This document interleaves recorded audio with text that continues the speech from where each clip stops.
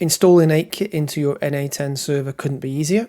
First thing you need to do is log into NA10 and head down to user settings, which is down here on the bottom left.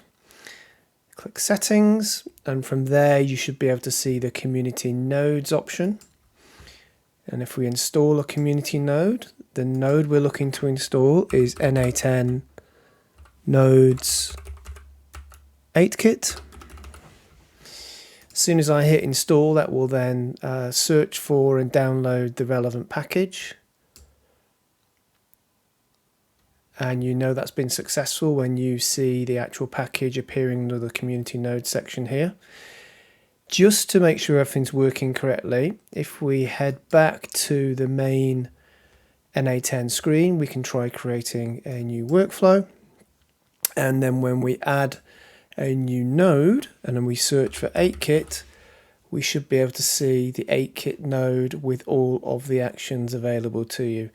And that's how you know everything's up and running and you can start using 8-Kit.